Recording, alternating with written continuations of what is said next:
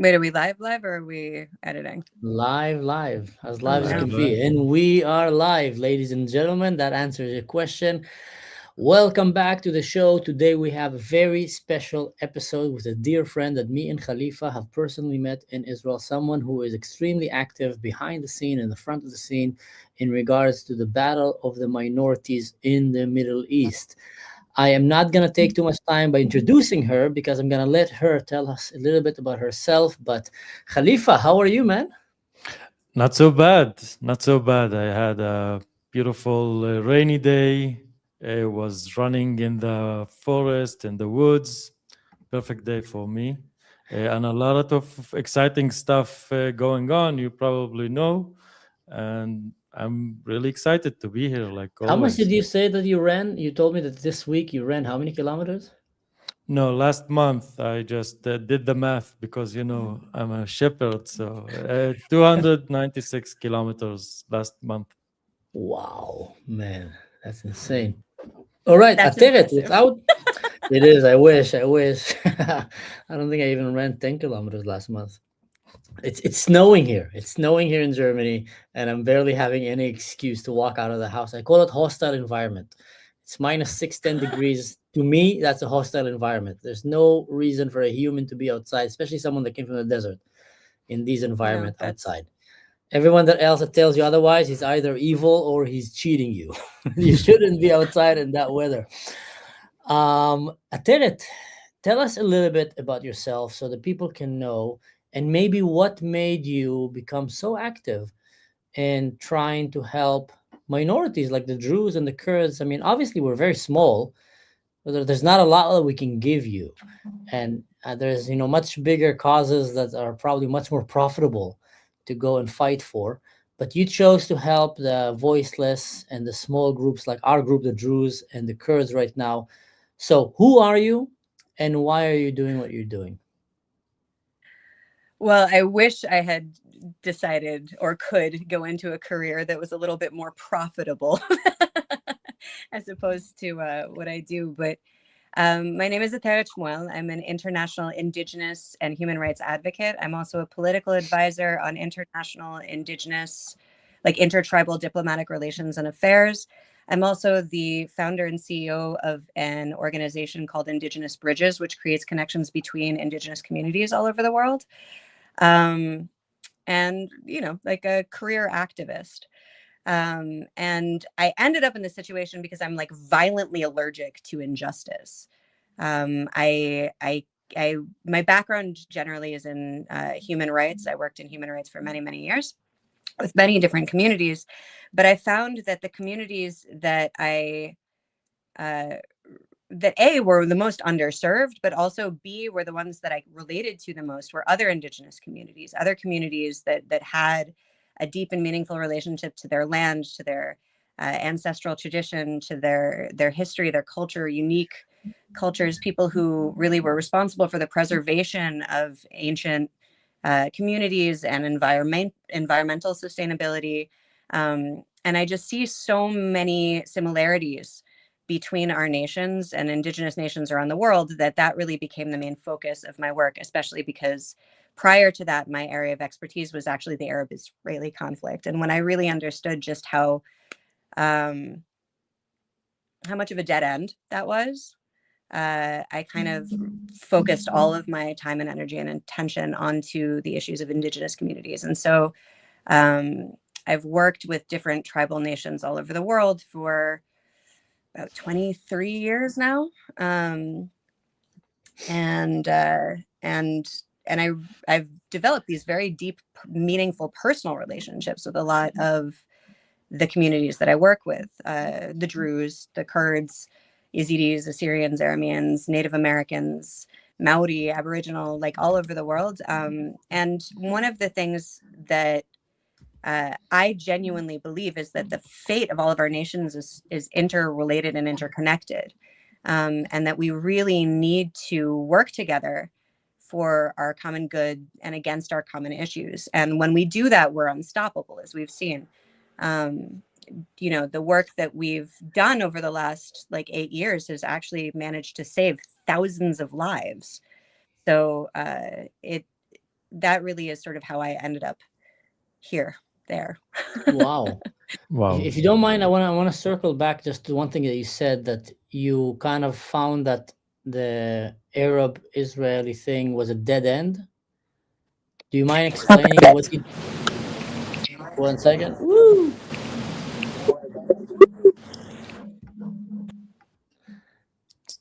Something right. happened to the Something happened to to that. the phone of Ateret, but I was listening to her describing herself, and I said, like, at some point in her life, she was standing in a junction, but if she took left, she would be ended like she will end up, from being with the Free Palestine people, because being so much activist and allergic to injustice. So I wanted to ask her about why is there so much Jewish people that are activists for Palestinian causes. You're gonna go to the U.S. and discuss things like that.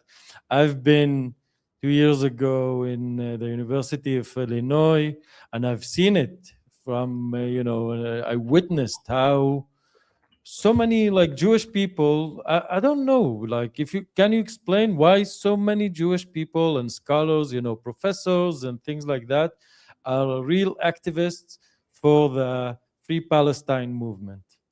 I think it's because of the Epstein list. No, I'm kidding. I tell you what, I think it's the default, because it's so strong in the media and they have such a strong fingerprint, in activism around the world, because they have a lot of budget and funding, and you're controlling a lot of media kind of narrative.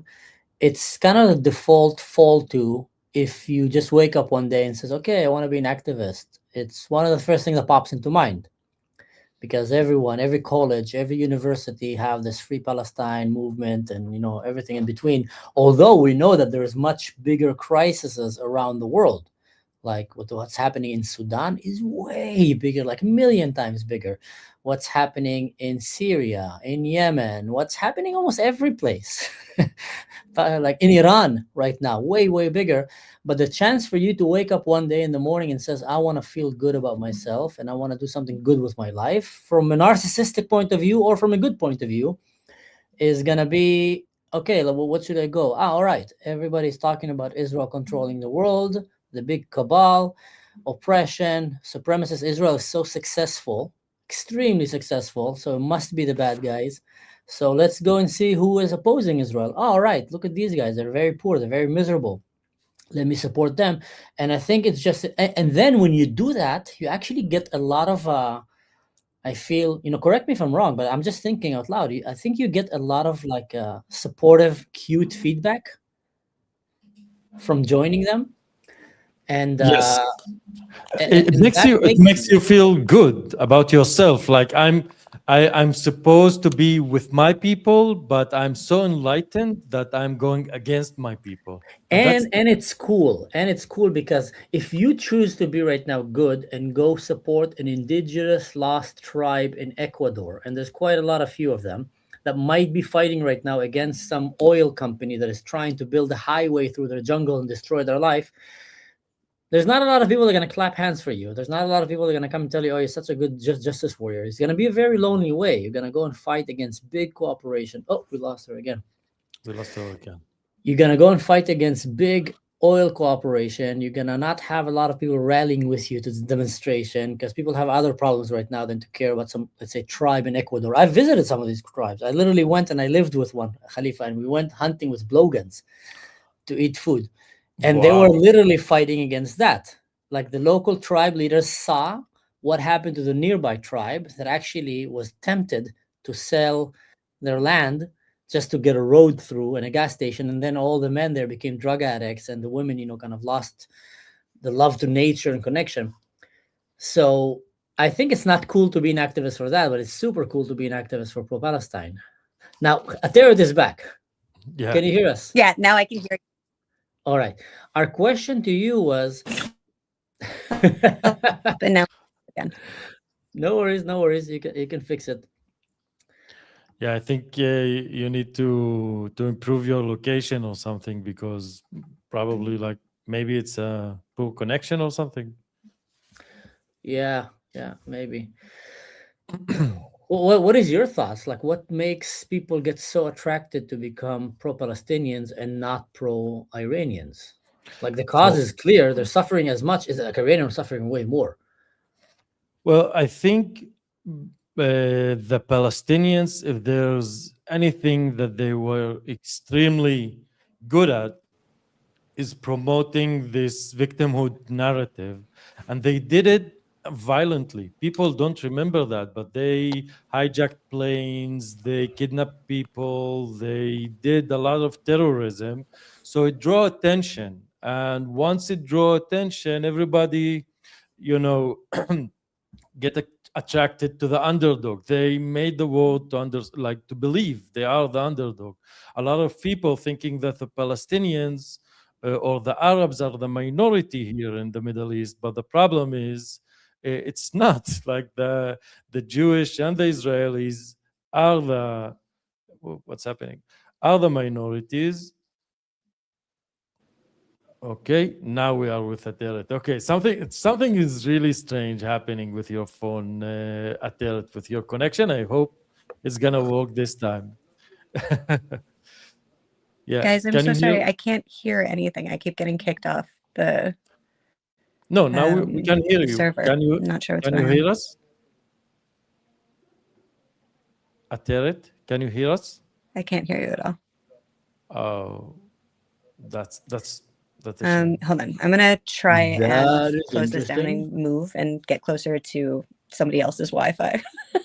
No Alright. worries. Log No back on worries. in a minute, okay? Okay. Jerusalem is known for having a lot of challenging Wi-Fi problems. No worries. No worries. Yeah.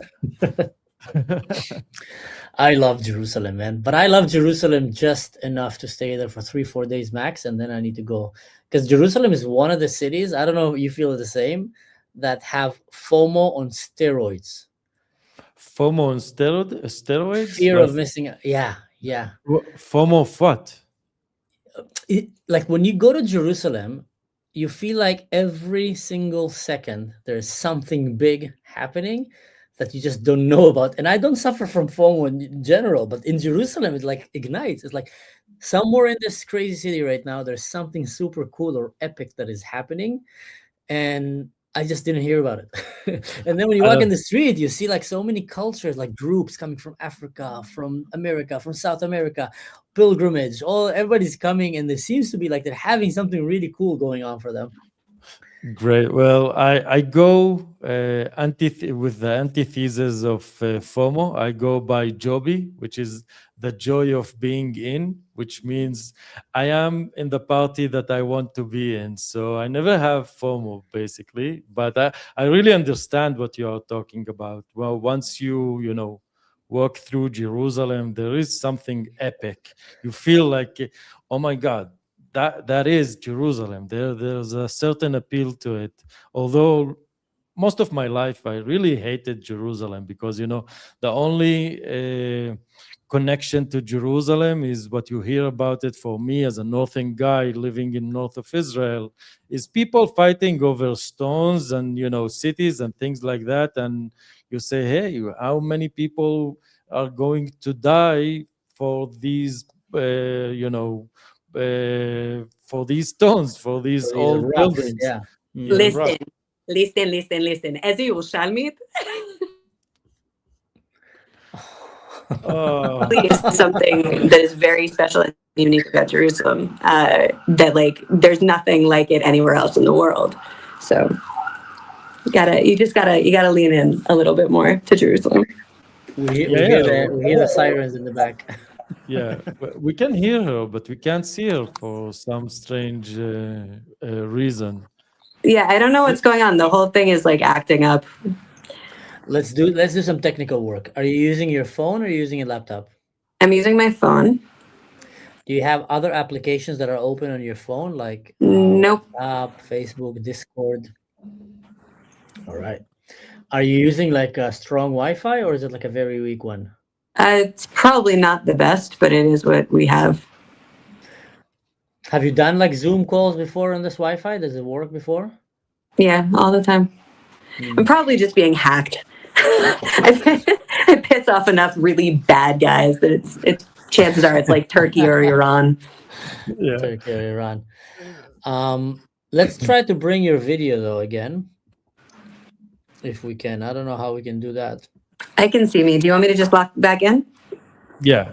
Let me just. I'm gonna remove you from the studio.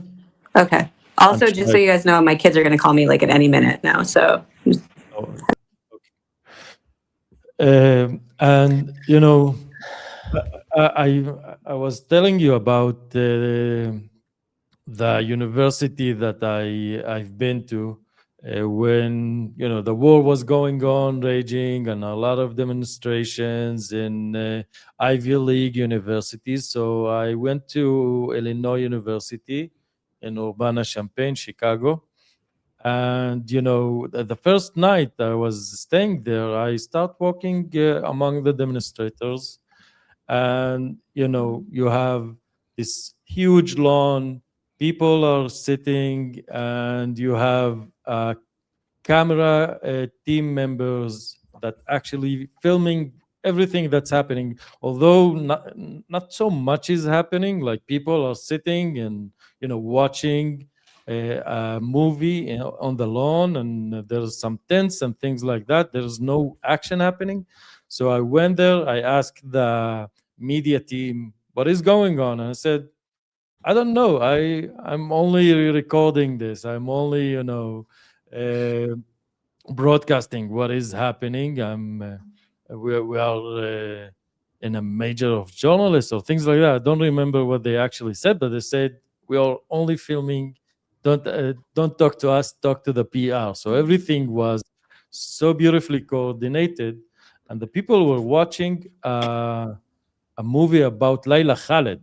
Layla Khaled is a Palestinian Arab woman terrorist that hijacked planes, and she was telling those students, not physically talking, but in the video, in the film, she was going in this family album and saying how bad things the Jews did to the Palestinians and things like that. And in my mind, you kidnapped, you hijacked planes, you terrorized people. The reason we suffer in airplanes because people like you and those people are glorifying you as being a hero.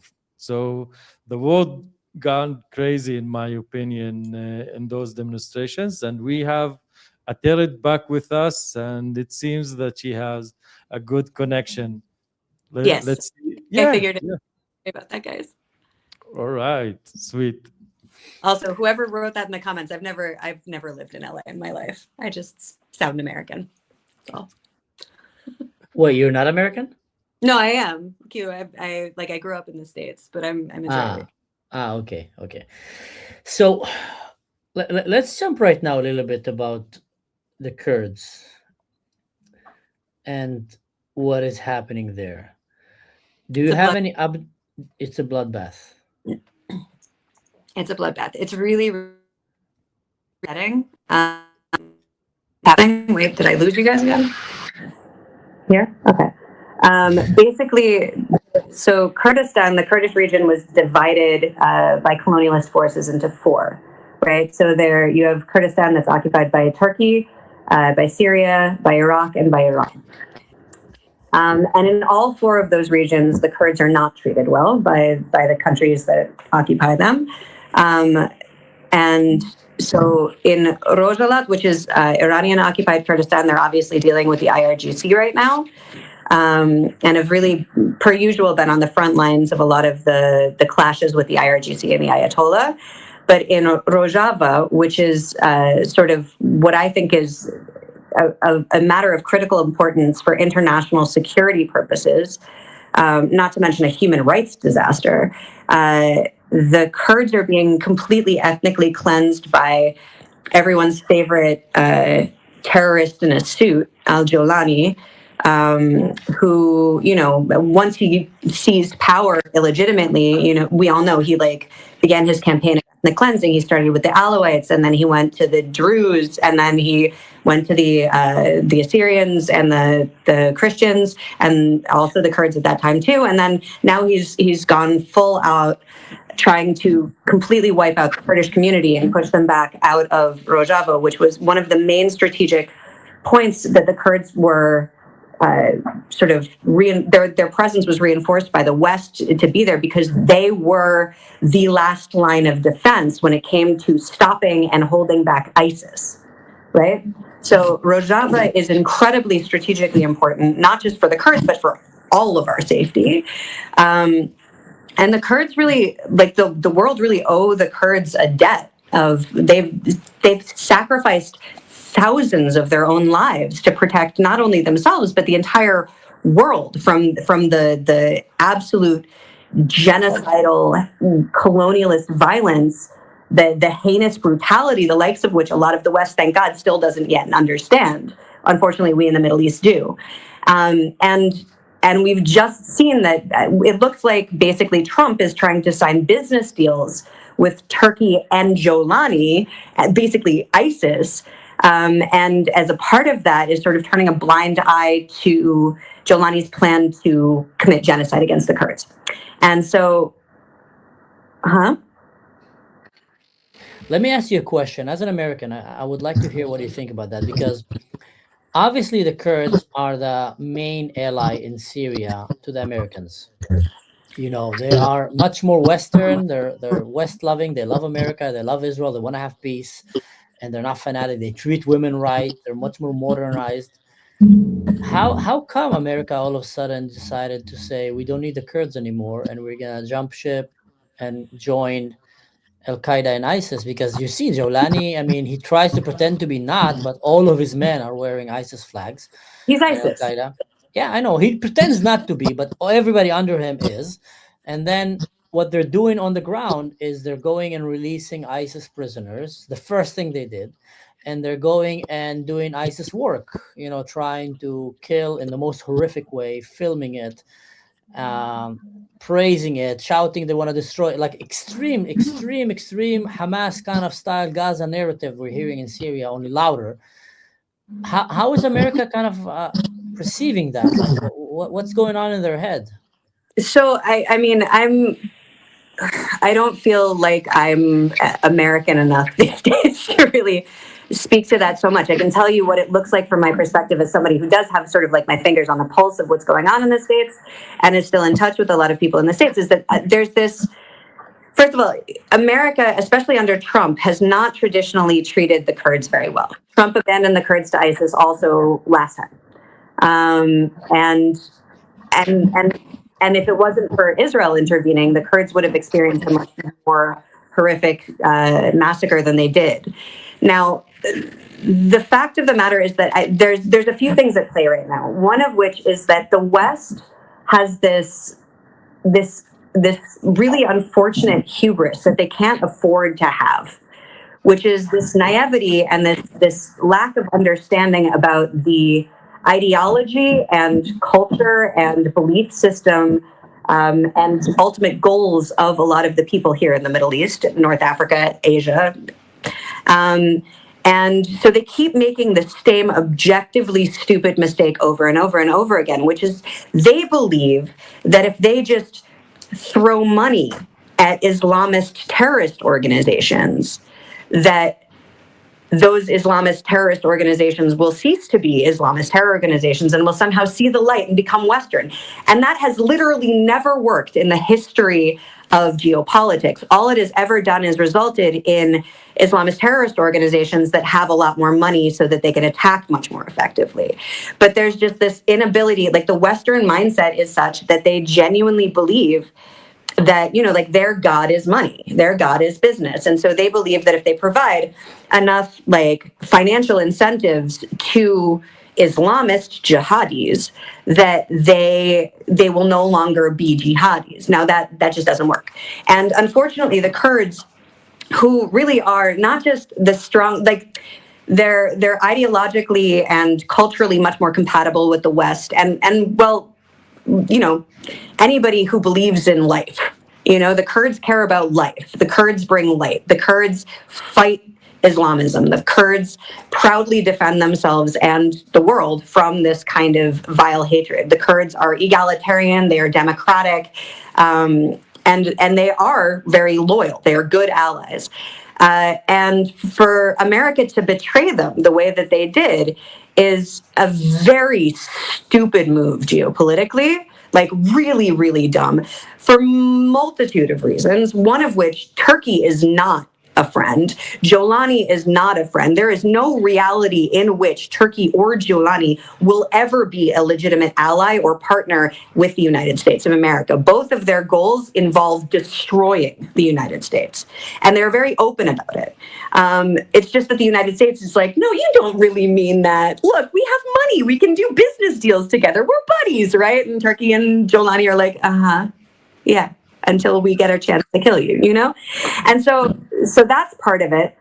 But there's also, I unfortunately, the more that I interact with people in major positions of political leadership and power, the more that I understand that they're not there because they deserve to be in those positions. They're there because they either know people or, you know, they have this weird narcissistic belief in themselves. Hold on one second. I just need to let my kids in.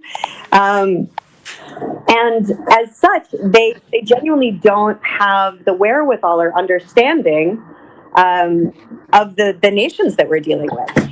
And so they keep making objectively stupid decisions that only see like one step in front of them, without seeing the whole picture, without even caring about what comes after. And unfortunately, in the world of geopolitics, that results in people dying. And so I think it's really, really critical that we get some people in positions of authority and power politically that are able to actually influence the direction of geopolitics from a place of actually genuinely understanding the intertribal diplomatic relationships, actually understanding the ideology of the communities that we're dealing with, and actually understanding their belief system when it comes to interacting with the West. Hold on one second, I just have to parent for a moment. I would like to point to you something. Think of the message that the U.S. is delivering by abandoning the Kurds. The U.S. basically saying, we are with you as long as we need you, as long as you are strong. Once you you are weak, then we can throw you away. And I think that every Israeli should look. What I'm trying to say, there's a very smart guy called Naval Ravankat. I don't know if you know him, but he's like Naval. a huge investor. You know Naval him? is the name of no, but it's in Hebrew. It means either a villain or a villain. harp. Yeah, but he's Neville or like, Naval. he's not a villain. He's a very smart guy, and he basically says that, like, if, for example, you are sitting in a restaurant with someone that you don't know really, and you see how he treats someone that he thinks that is a lesser person than himself, like a waiter or the person that whatever that is. And he basically says that the people are consistent. So at some point in time, this guy is gonna see you as a lesser man than him, then you're gonna have the same treatment that he treated the other guy. And this way you can see with whom you can do business, with whom you can build a solid relationship. And against the US or the US example, we have the Druze example, where, on October 7, Israel in its weakest points, people here don't really understand, like people outside Israel don't really understand it, but people in Israel felt an existential threat. We were certain or sure that there is even bigger attack is coming, and we all lost our security feel. And the Druze were the only people who had no question about it. We went and we fought, and we even people who weren't supposed to be in the Gaza envelope went and fought together.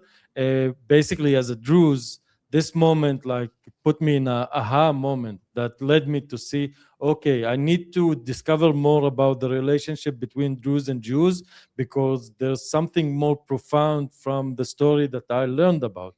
Mhm. I just wanted to put it out there that that's a very interesting thing, because at some point of time, we should consider that we as Israel state or as a nation will get treated as the Kurds, and what we are going to do about it. That's the point. I think I think I'm trying to differentiate lately, especially after the Epstein list came out. I didn't think it's going to surprise me that much and that it's going to connect to the Middle East, not in the way that people think it did, but it made me realize that you need to differentiate between Americans and the government in America. And often they're not really representative in one another. And I think when it comes now, if I look at Tom Barak and see that, he is the one pushing for the betrayal of the Kurds, for the oppression of the Druze and of the Christians, and for helping establish this Sharia law dominance, Al Qaeda style, on behalf of Turkey and Saudi Arabia in Syria. It becomes more and more clear to me by the day that he is the main voice for that. Now, I went and I read a little bit about his history, and it's all public knowledge. Like, you can go to the Department of Justice website, the official website, and you can put the name Tom Barak, and you will see open investigations that were against him. And when you read them, man, it's mind-blowing. One investigation came and said that he was almost jailed because he was considered to be a Saudi Arabian agent who was working for Saudi Arabia and who was trying to basically sell information about the Americans and the Trump administration into Saudi Arabia, and also working on pushing pro-Saudi Arabia narratives into the Trump speeches and etc. So he was almost went to jail for that. Like, he had to put a lot of money to get out of it. Like, he uses Monopoly card of get out of jail kind of tricks because he's a billionaire. And then the conclusion was that he's a highly compromised person. His loyalty seemed to be very questionable. And he have a lot of shady deals where it's not so clear where the money is coming from and what's the motives behind the money. That's like the conclusion that came. Next thing we know is all of a sudden he is strongly on Team Trump's side, giving him lots of money to basically win the election and to survive a lot of lawsuits that are happening around it, like raising more than $100 million that people don't really know where it came from. Now, we know already that he is pro-Saudi Arabia, pro-Turkey, strong. And next thing is he becomes the ambassador for Turkey, and he becomes the representative on behalf of America for Syria. And we know that Saudi Arabia and Turkey have a lot of interest in what's happening there. So tell me if that doesn't sound like someone was building up to bring him to that moment that he can be the key factor, not for America first, but for Turkey first, Saudi Arabia first. And then all of a sudden, and that's where the conspiracy, we're treading right now into the conspiracy forest, guys. So tread carefully, check what I'm saying a few times, but something interesting to hear about. One of the things that I saw in the Epstein list was an email between Tom Barak and Jeffrey Epstein.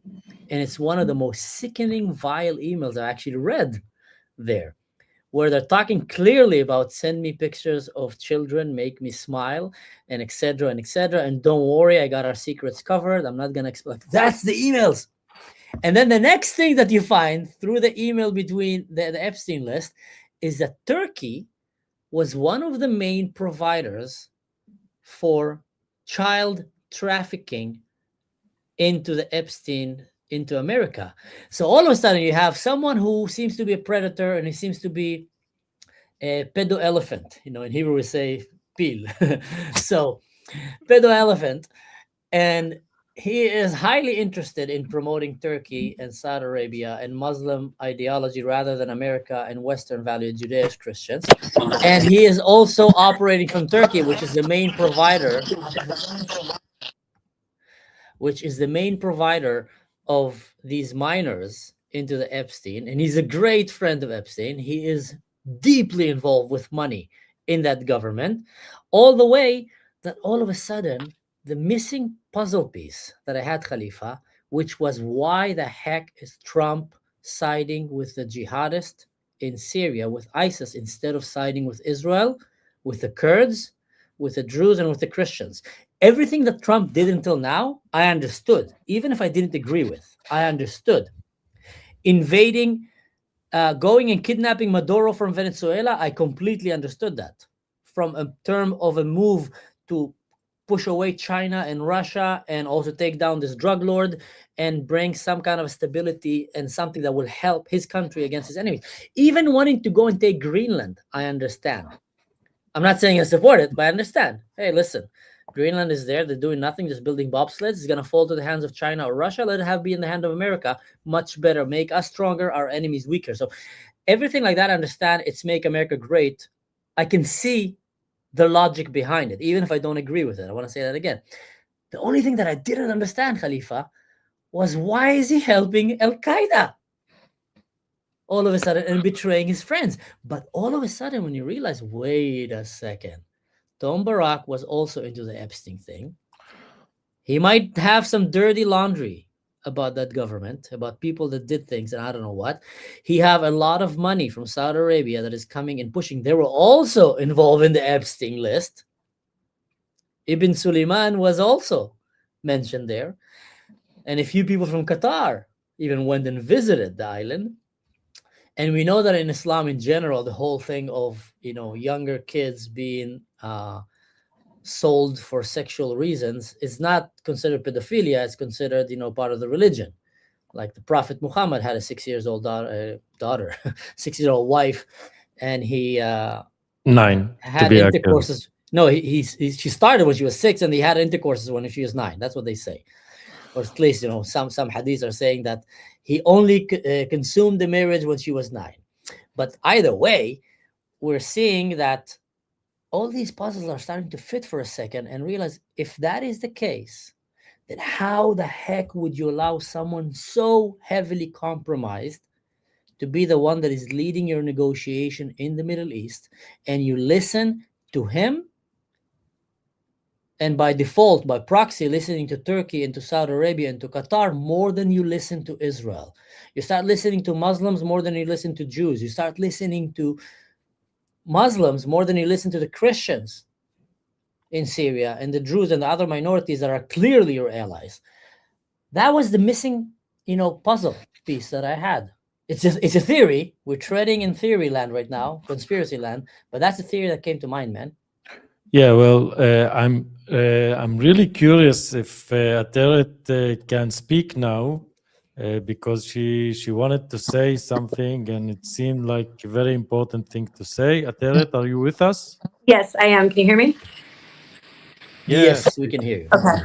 So I have not been up on the Epstein list at all. I know very little about it right now because I've been completely all consumed with what's happening in Iran and Syria for the last month. But when you're bringing this up, there's a piece of it that I think that maybe escapes the public view a lot, which is that Turkey is responsible for human trafficking. And the abduction and trafficking of women and minors of indigenous communities. And actually, in America and Canada, this is something that a lot of people don't know. There's a whole issue of missing and murdered indigenous women. And two-spirited people, and a lot of them are end up in sexual slavery. Not all of them. Some of them, unfortunately, end up in other horrible situations. But this has been a real issue for a long time in the indigenous communities in the Americas, and Turkey has been indicated in it for many years. This has not been substantiated outside of the indigenous communities, but within the indigenous communities, Turkey, the PLO, Qatar, Iran, and several other really bad players have very actively targeted the indigenous communities of the United States, which is part of the reason why there's so much disinformation about what's happening here, there, and that they've been sort of some of their youth and their influencers have been manipulated into becoming sort of the voice of Gaza, right? Like over the last 2.5 years, they've really been sold and have been made to continue promoting this nonsensical story that Palestinians are somehow the indigenous people of this region, when they're very clearly part of one of the most genocidal colonialist empires in the world to date.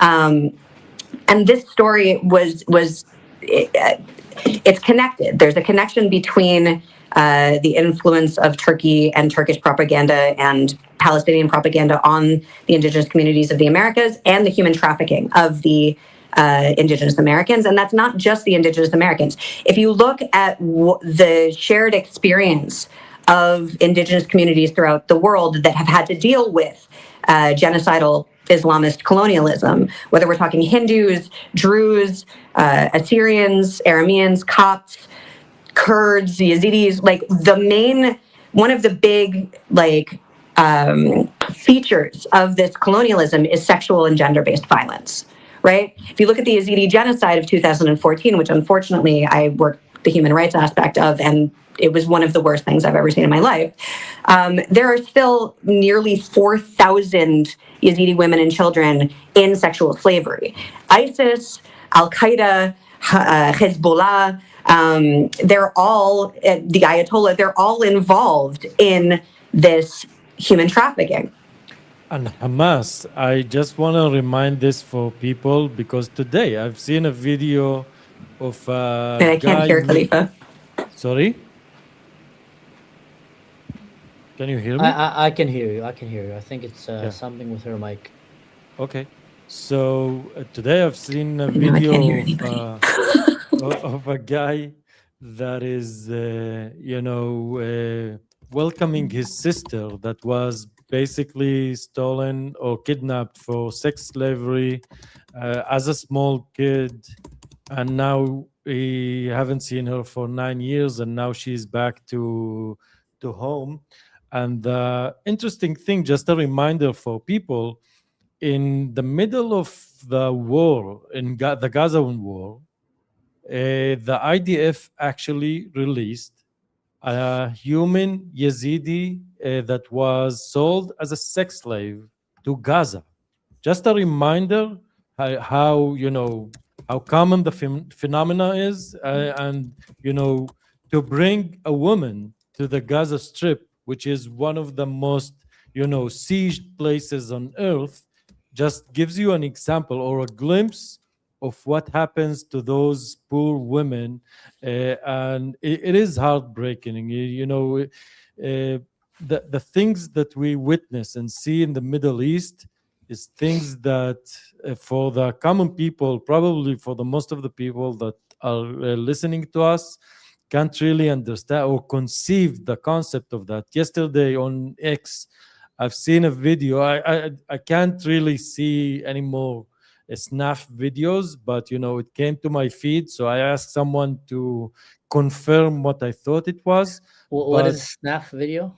Beheadings and things like killing or extreme violence porn. That's a snap videos. And basically on a pickup truck, those Sunni Islamists tied a 13, 14 years old boy and beheaded him. Things like that you can't really understand under the shouts of Allahu Akbar. I know, on my platform, I used to say, I'm not really convinced that the war between Israel and other community, like with the Arabs surrounding us, is a religious war. But now I'm starting to change my opinion about that. I was always trying to convey or think that,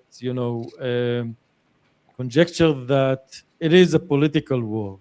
But today, you think it's not religious?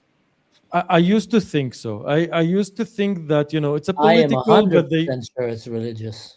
No. Let me explain. What I'm trying to say, like Hamas, its aims are political. It's not Islamist or Muslim per se. But the thing that makes it a religious war is the the modest or the quiet majority that doesn't go and say this is not Islam. I only hear Allahu Akbar in those videos, in videos that they are related to terror or killing or violence or things like that. But I never seen, a demonstration for the modest Muslims saying, "Hey, this is not Islam. We are Muslims. We think the Druze should live, the Yazidis should live, the Christians should live." And in my opinion, this is actually what makes it a religious war. Like, if you wanna convince us that it's not a religious war, then people from this religion should come and fight the extremists because they so-called doing bad name for the community, for the Muslims. Ateret, are you back with us? Yep. So we lost her again. yeah, we lost Yeah, her. that We need to do that episode again with her. she When she like was saying, she is the guest that's saying the most interesting stuff, yeah, but with the fascinating. most horrible technical issues. So we need to bring her again sometime. No, definitely. Ateret, are you back? Yes, I am. But All right. what kept happening is I kept losing your audio, so I couldn't hear what you guys were saying. Can you hear us now? Yeah, I'm so sorry, guys. The technical issues are so awful. No, it's okay. It's okay. You came to the most chilled channel out there, so don't worry about it. Everything that you've done, we've done like 100 times more. If there's In terms of, anything like, mistakes. that we the Druze are very famous in is hospitality. So feel comfortable. You are in home. تفضلوا It happens in the best families, so it's okay. تفضلوا تفضلوا. You know what, guys? I've noticed something very interesting. Bibi Netanyahu just posted on his X account yesterday a video of Druze in Syria holding a picture of Bibi, an Israeli flag, and he made a comment, a post, saying Israel is still standing behind its promise to protect the Druze. Here, let me read it for you. And Bibi doesn't just do things just like that. He thinks very carefully. He's a very strategic man. He chooses when to say something and not. The support shown by the Druze in Syria is deeply appreciated. Israel stands with the Druze community and will continue to do so. So he made this post. That's what he made there. And it came right after, the exposure of Tom Barak being part of the child trafficking kind of scam with Turkey and the US, and also with what he did, the betrayal over the Kurds. So I think it's not a coincidence, because I feel like the Druze are shaking right now in Syria because they saw. Yes, Ateret. So can I also mention that there's something that a lot of people don't know about and really need to know about, which is that Turkey has actually launched a massive disinformation campaign specifically aimed at the Kurds, trying to convince the Kurds that it was Israel who sold them out to ISIS and not the United States. And unfortunately, it spread really far and wide because Israel had no idea that this happened, because clearly Israel did not sell out the Kurds, because Israel is not stupid and understands that if, God forbid, our friends and allies in the Kurds in Syria are killed, that ISIS is coming straight for us. We're their goal, So like but there was this massive, like well-funded, multi-pronged disinformation campaign that Turkey launched, knowing that everybody's focus was on Iran. And I think that this whole like Epstein file thing is really interesting to me, because it goes to show that there's like a lot more interaction between these powers than I think is just on like a geopolitical level. And that it's much darker than we think. Now, we also know that over the last 15, 20, 30 years, maybe even more than that, that there has been a slow infiltration and hijacking and now controlling of all of the Western world systems of distributing and processing information, media, social media, news, even Wikipedia, academia, all of Hollywood, all of these major ways that human beings receive and process information in the world have been taken over by Qatar, Saudi Arabia, Turkey, Russia, China, and Iran. And basically, that's one of the reasons why there's so little information going out into the Western world about what's happening to the indigenous peoples of this community, of this region. Not even the indigenous peoples, but like all of the geopolitical happenings that are happening out here. The whitewashing of Islamist crimes against humanity, the portrayal of Islamist terrorists and child rapists and murderers and kidnappers as the real victims of any of these conflicts is a very intentional move to manipulate the perception of the West. This is an intentional move to try and win over the emotions and the minds of the Western world, so that they colonize their minds before they actively colonize their lands, because these countries know that they don't stand a chance against something like the American militarily. Like if they were to go head to head in a war, they would lose. But it's much easier and it's much more effective in terms of preserving your time, energy, and resources and money if you do the soft power colonialism, which is to take over from within.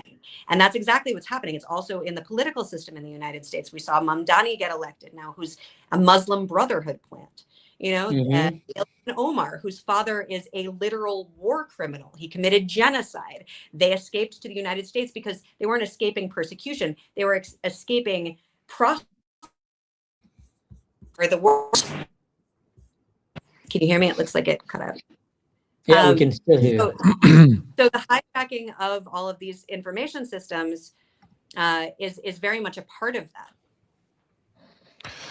Just to tell about the Wikipedia that you mentioned, I don't know if you know, but since October 7th, for the longest time, no matter what you were looking at in Wikipedia in Arabic, you will have the Palestinian flag and the Palestinian kufiya around the logo of Wikipedia with a big red remark saying that we are standing against the genocide of the Palestinian people. Like even if you were looking, I don't know, any name of Omar Sharif in Wikipedia, you will find some connection to the Palestine, like the brainwashing in such scale that you can't even conceive it. It's amazing. It's a clear hostile takeover. I think if you want to take an analogy of the Matrix, if someone takes the red pill or the blue pill,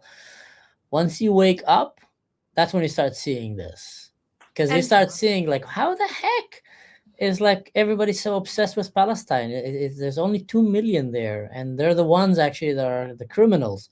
So why is everybody like falling for that? Why is no one talking about Iran, the Kurds, the Syria, the Druze, the Muslims that are being killed by Muslims all around the world, stuff that are happening in Africa, in Asia, like so many much bigger crises that are happening, and Wikipedia, Hollywood is not even talking about it. So once you take the right pill, the blue pill, I think, or I don't know which pill was that, but once you take the right pill, you're like, now I see. But you mentioned Hollywood. You mentioned before like the U.S. and Hollywood and Palestine.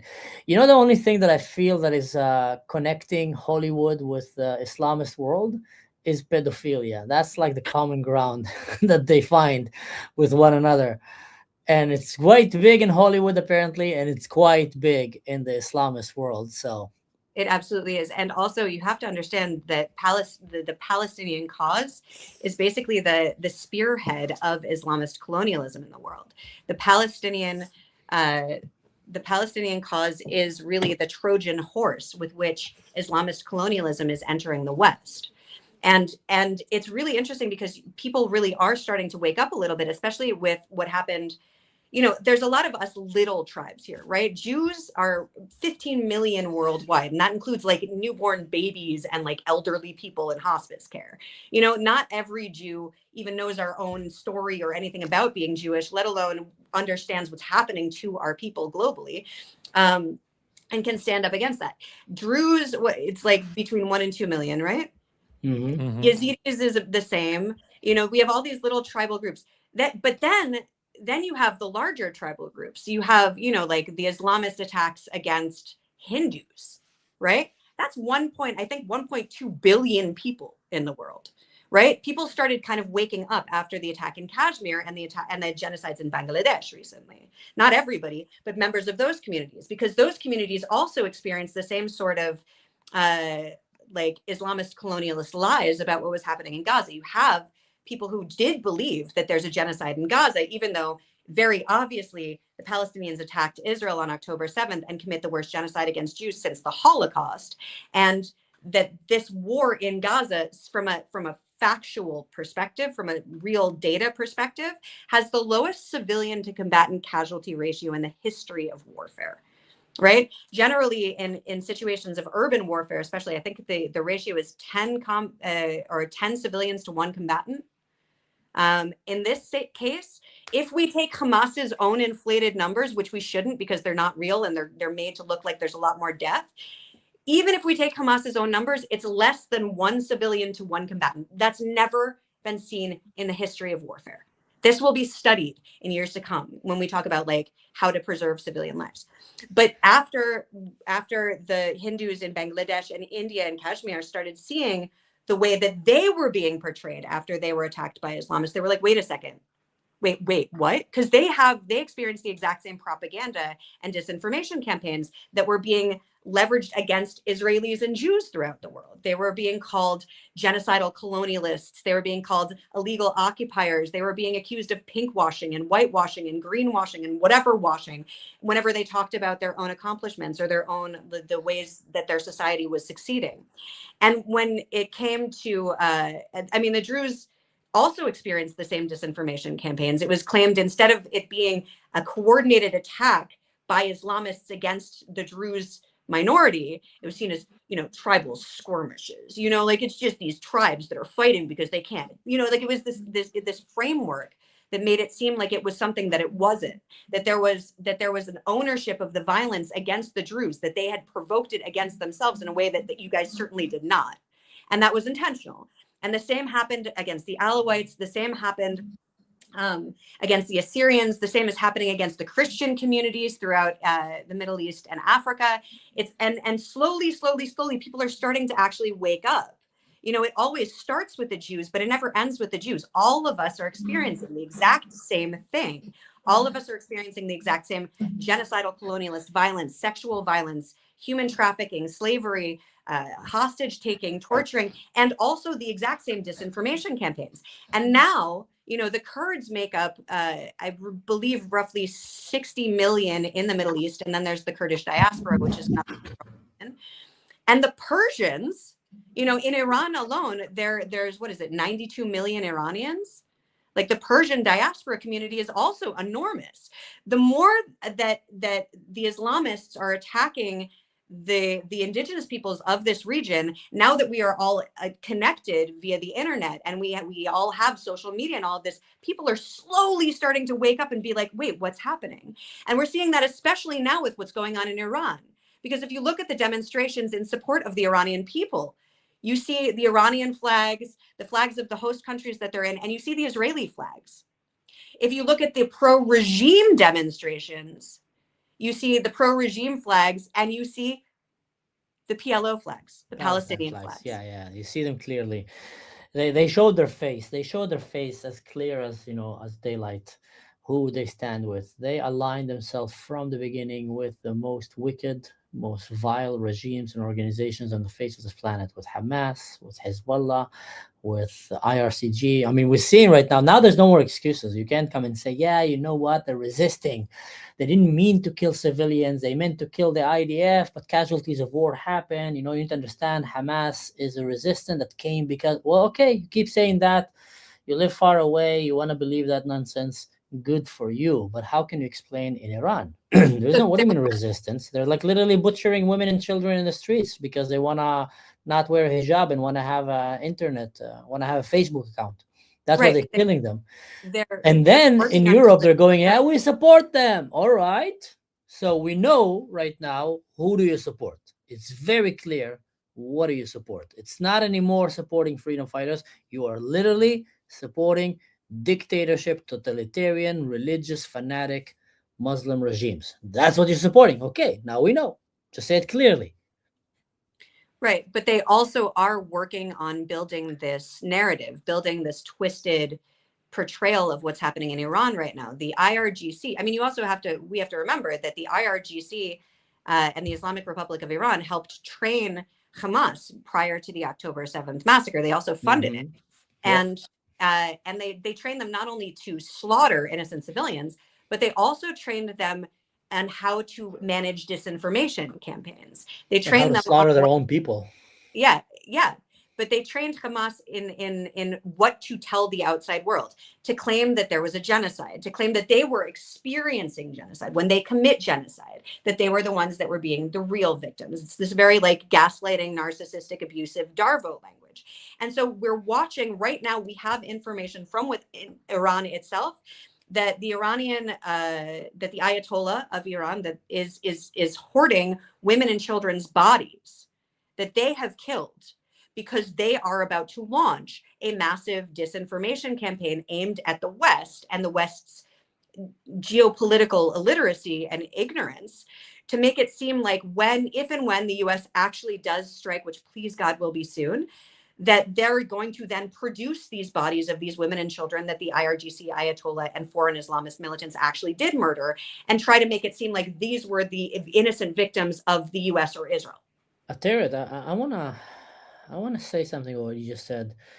Don't you think it's just terribly sad that because of woke leftist activists in the West, radical Islamists are finding more excuses of how to be even more cruel towards the innocent because they know they have a crowd. I mean, why would Iran go and slaughter so many people when they cut down the internet and collect their bodies and keep them if they didn't know that once it's needed, they will just release these bodies images that they just slaughtered and they will blame America, and then they know they can count on CNN and on woke left media and woke universities and activists to pressure the good people so they stop trying to save the other good people who are the victims so it can save the bad people. Like they literally know they can count on the West, especially on the left. How sad is that? We don't hear you, Khalifa.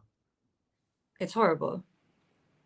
I blame Israel on that because to add to what you just said, Sinwar in his writings that was published, part of the plan of beating Israel in a very hard strike on October 7, he was counting on the national or international media to attack Israel so fiercely to make it stop the response to the attack. They actually built on it. But I have a question They counted on it, yeah. for Ateret. Ateret, let's put it down to earth to Syria, just to make it clear for people. Syria, it's clear for us, nobody needs to explain for us that it is an ISIS state. Like if it used to be an ISIS state and now it's on the trajectory of not going to be a ISIS state, it's too late. Like we are seeing what their soldiers are being taught. They are shouting Khaybar Khaybar ya Yahud, Jaysh Muhammad Bada'a Yahud. They are shouting Jews Jews. The army of Muhammad started to return back, and releasing the thousands of Islamists, of ISIS fighters. That is clearly something that you can't really fix in a second. So please explain, like you mentioned Qatar, you mentioned Saudi Arabia, you mentioned Turkey. What is happening in Syria? What are the interests of those countries? Like if I take Qatar, for example, it's not a very stable, regime because it's a small family controlling a huge amount of wealth, with being a minority. There are almost 200,000 Qatarians or over 1.5 million of foreign workers in a very small state. So, what is the interest of Qatar, for example, to cultivate this ISIS state? What is the plan? Who is building this, and for what reason? So I want to also, before I touch that, I want to speak a little bit to what Mansour just said, because it's related as well. So I don't know how much of my background you guys actually know, but I was an Antifa organizer. I was a far woke leftist. I was on the vanguard of that. That was the world that I came from and came out of, which is part of the reason why I understand it so well. Wow. Wow, that exactly proves what I just said when you were Khalifa said down. that, yeah. Wow, When he was amazing. when you didn't hear him, he was saying that you stood on the crossroad. If you turn right, will be pro-Israel. Pro-West, turn left, you'll be pro-Palestine. Completely woke. Wow, spot on. So Wow. so I can tell you, as somebody who came from that world, that it's a complete clash of cultures, right? The Western leftists genuinely believe that they are the vanguard of like humanity and goodness in the world, that they see themselves as the most righteous, the most elite, the most educated, the most like knowing, and therefore infallible. Like you can't, nobody knows more than them. They're better than everybody, you know, they can't be tricked. And who, you know, yeah, that it happened to everybody else, but we're smarter than everyone like that. So, you know, like Yeah. it happened to us. And it's precisely this left Islamist alliance that is responsible for the destruction of what was, you know, Iran, for the reinstatement of for the Ayatollah taking over Iran and the horrific oppression of the Iranian people. It was the college activists, it was the leftist activists, the extremists that partnered with the Islamists to bring the Ayatollah in because they were outraged over their experience of injustice with the Shah. And I'm not going to talk to whether or not that was legitimate or not. I'm going to, you know, sidestep that entirely. But their experience of the injustice under the Shah made them partner with Islamists because the Islamists understood that they could prey on the left, the woke left's ego and naivety, and also good intentions, right? Like part of being a leftist means that, you know, you're a bleeding heart liberal. You care about the lived experience of other people, and so you have to go out because you're the good guy and you're advocating on behalf of the little guys who are, you know, the underdogs. And so it's precisely this left Islamist alliance that I personally think is the biggest danger that the world faces to this day. It is this alliance that has hijacked the media, right? Like when we talk about the takeover of the media and social media and Hollywood and all of that, if you think about the people that I listed, Iraq, Saudi Arabia, Qatar, Iran, Russia, and China. Russia and China are the leftist piece of this left Islamist alliance. It is also the voting bloc in the UN that prevents any real humanitarian work from being done. It is also the voting bloc in the UN that allows for some of the biggest human rights atrocity committers to be put in positions of a power and authority, so that they can continue to commit these atrocities without having to pay the consequences for it. And so part of what we're seeing in Syria, to pivot back to your question, is that there is an interest, right, between this leftist and Islamist alliance. The Islamists obviously want to bring the global caliphate, right? That is the goal. The goal is for Islam to be all over the world. The goal is for everyone to be under Muslim rule. And so they believe that ISIS and all of the Islamist radicals that are in Jolani's army are part of bringing back this wonderful global caliphate. You know, Turkey is trying to step up and bring back the Ottoman Empire. You know, and Qatar has been the main piggy bank for a lot of this war, a lot of this violence, a lot of the disinformation campaigns. Qatar has been funding the leftist demonstrations throughout the West. Qatar has been funding the disinformation in American and British and European and Canadian academia.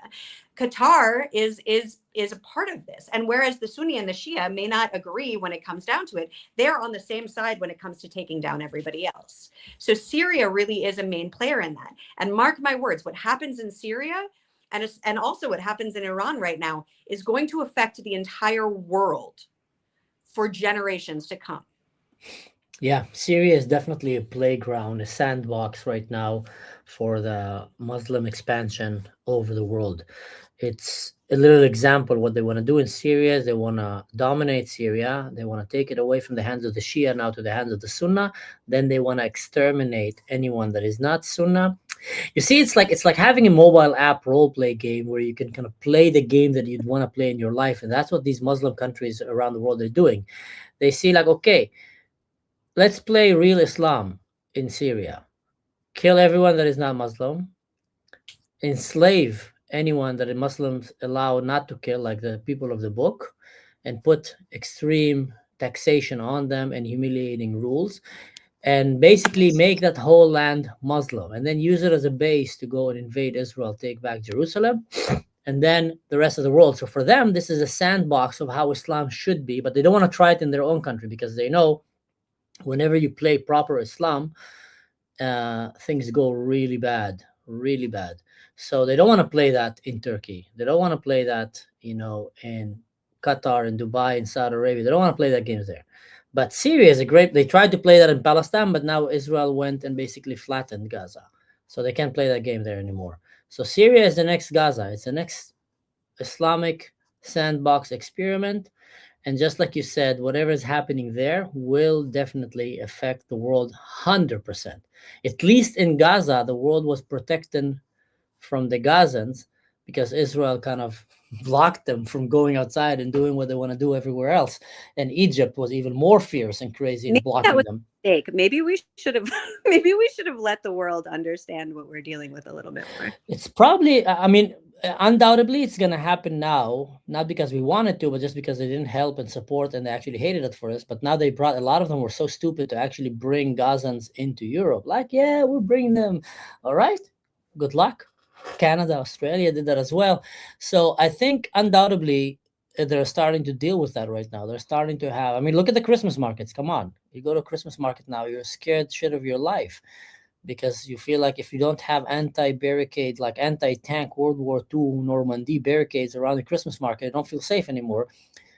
Not because the Jews are going to come in right now and sell you bagels, not because the Druze are going to come right now and give you pita with za'atar and labane. It's because the Muslims are going to come right now and drive a truck inside shouting Allahu Akbar and Takbir and basically kill your children.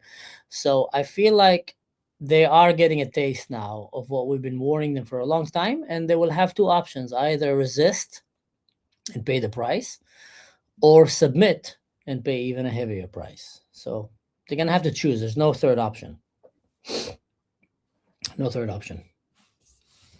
This is absolutely true. And one of my biggest fears is that the West will wake up too late.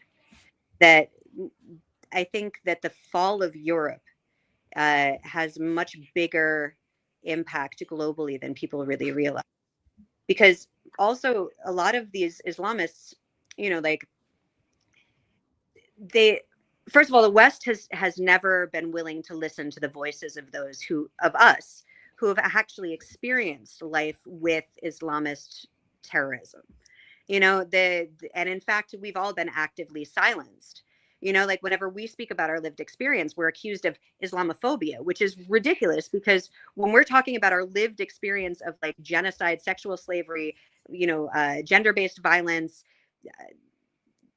ethnic cleansing, dhimmitude, my Iraqi family lived as dhimmis under the Iraqi government, and around the world right now, when we're seeing, the Iranians stand up for themselves and fight and protest in the streets, they're being accused of Islamophobia. Now, phobia is an irrational fear. And our fear of what we've actually experienced for 1,500 years is not irrational at all. It is completely rational. It is completely rational to be afraid of being raped and murdered. It is completely rational to be afraid of being enslaved by people who say that they want to rape, murder, and enslave you. There is nothing irrational about that at all. It does. Fear and acknowledging a real lived danger and present existential danger does not mean hatred. It's not, it doesn't necessarily translate to a hatred of Muslims, but that language is actually in and of itself, this concept of Islamophobia was actually invented by none other than the Ayatollah.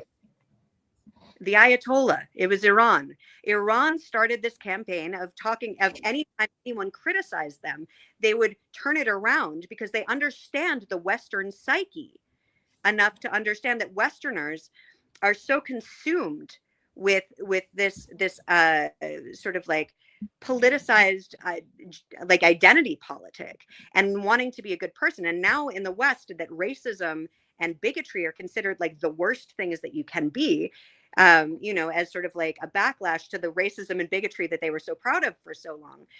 They understand that they can weaponize terms like Islamophobia to further silence people that they're actively trying to colonize, right?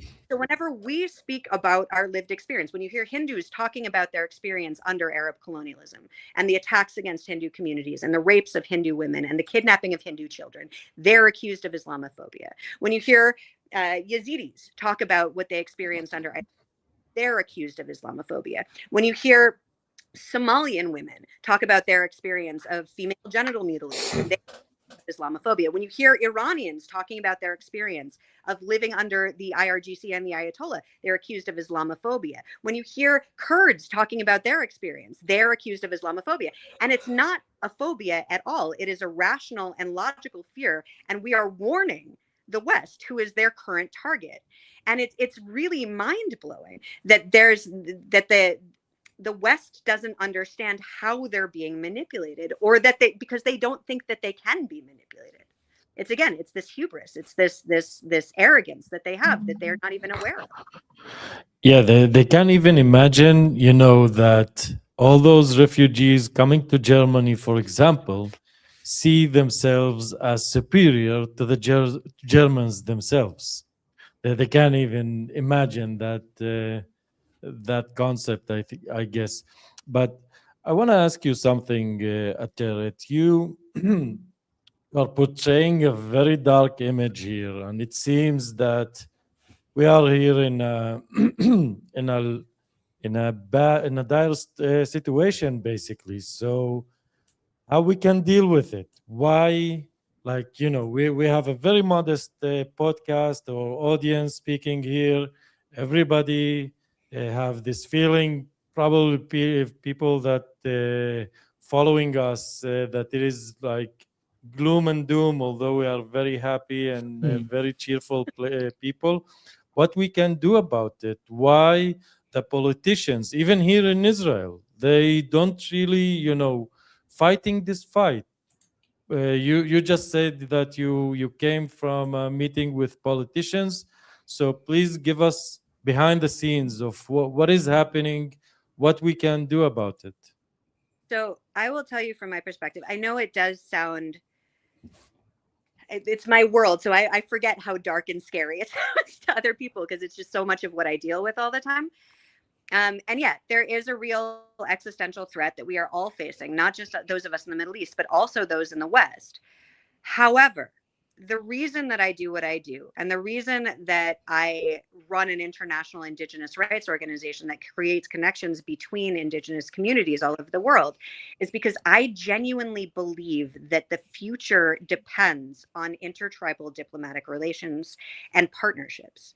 I genuinely believe that if we stop trying to have people relate on like a state to state level, and instead we focus on creating relationships between tribal nations, like the Druze and the Kurds, the Assyrians, the Armenians, the Jews, the Copts, the Yazidi, like all of us are these ancient, beautiful, wonderful, like magnificent communities that have such beauty, such light, such history, such a deep connection to our land, such a deep love of our nation, our history, our culture, our land, our traditions, that when we come together and we're able to sort of shift the paradigm a bit, and instead of trying to like be like this monoculture, you know, the way that colonialism works, by being like, okay, now you're all part of the Arab Empire, now you're all part of, you know, the Assyrian Empire or whatever, or like the Christian Empire. If we're able to change that and be like, I, as an Indigenous person from an ancient Indigenous community, recognize you not as the same as me, but as different, and that you in your difference is beautiful, that I as a Jew recognize you as a Druze, and respect and love and honor your country, your community, your nation, your traditions. We don't have to be the same, but we share an interest. We share you know, aspirations for the future. We share a common enemy. And if we can learn about each other and actually create connections and bridges between one another's communities, if our nations really learn about each other and develop long lasting bonds of friendship, even if the like paper mache, you know, like leadership of whatever puppet state countries exist that have been arbitrarily carved up by colonialism over the last few hundred years, even if those government collapses, our nations, the relationship between our peoples will remain. You understand? That is the future. That is what we need to be doing. That is what we've been working on. That's what Indigenous Bridges, my organization, has been working on for many years. And it is precisely these relationships that have led to you know, the saving of countless thousands of people, you know, just because of the position that we were in, because of our work. Actually, speaking of the Kurds, our work with the Kurds, we were in a unique position when the earthquake hit 3 years ago, where we were working with the Kurdish communities on the ground. And Israel was one of the first responders to the earthquake. You know, like we sent people out, and Turkey tried to use that earthquake to commit genocide. But because Israel was in direct communication, like I helped coordinate the search and rescue teams because of my relationship with the Kurds. And as such, we were actually able to rescue the people that Turkey was trying to have die because of this natural disaster. You know, this is what will protect our people, is if we can join forces, not by becoming one single thing, but by understanding the beauty in one another and supporting one another. We are much stronger. We are much more powerful. We have much deeper roots. We are not, you know, this like predatory, parasitic colonialism. We can take it and we can fix it. We are stronger than them. Sweet. You know, there is one more thing that I wanted to ask you about, because you mentioned Antifa. So for those who don't know, Antifa is anti-fascist. So if you can say, like, for a few words, you know, anti-fascist, why it's so bad? You know, are you pro-fascist now? What is it like? Why Antifa is a bad thing to begin with? Antifa is not a bad thing. It's been hijacked. I've met really interesting Antifas here in Germany. But yeah, please tell us, Ateret. Ateret is muted. Her mic So is my muted. first encounter with Antifa here in Germany, I was interviewed to a newspaper, and here we go. Yeah. I think you're too beautiful for the camera. This is why it's keeping blocking out. I can I can keep it all day long. Yeah. Did you hear my question? Mm-mm. But did you see Because me blush? yeah, you know, you're putting so much chen and so much intelligence to the conversation, so the camera is it's It's too overwhelmed. much for the So cameraman. Too much for the yeah, yeah. cameraman. So I was asking that you mentioned Antifa, and for the people, Antifa means anti-fascist. So are you now pro-fascist? Why Antifa is a bad thing to begin with? That's a No. good So question. okay. So Antifa, it's funny because there's such a people just don't understand what Antifa is. A lot of people think it's an organization, and it's not. It's a movement, and it's anti-fascist action. It's the anti-fascist movement, and I have remained anti-fascist. The problem is that in addition to the media, social media, and information systems that have been hijacked by Islamists, so have the social justice movements, which is why we see what we see with the UN, with Amnesty International, with Human Rights Watch, with all of these organizations that I once worked with. And they've all been infiltrated and overrun with Islamists. And the same is true, unfortunately, for the social justice movements. Now, how much of that are, a lot of it is useful idiots. A lot of it is people who genuinely don't know any better, but are swept up by these like emotional arguments and like wanting to be a good person in the world and wanting to what's called virtue signal, like seem like a good person in the world. And so there are some bad actors controlling the narrative. And then you have a lot of people who just don't know better, but like don't want to step out of line. They want to like toe the party line and like be a part of it. So I have remained staunchly anti-fascist.